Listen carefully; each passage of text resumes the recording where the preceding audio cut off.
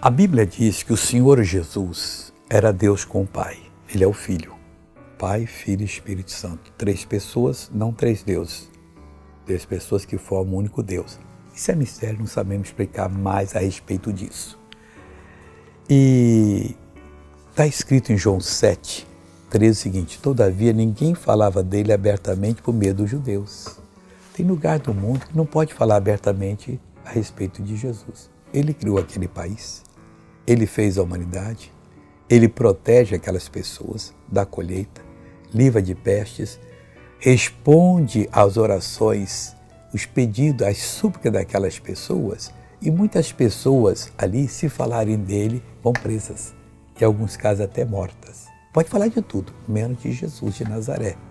Que coisa triste, né? Mas, infelizmente, existem essas coisas. E nós devemos falar, custe o que custar, quem ele é, o que ele fez, e ele vai nos abençoar. Veja agora essa pessoa que recebeu uma bênção, eu já volto. Problema da coluna, problema no joelho, cartilagem. Você usava a bengala há quanto tempo? Já estou usando uns 2 anos. 2 anos. Sem ela não... 10 anos que eu estou. 10 anos tá ruim. Sem ela não estava andando?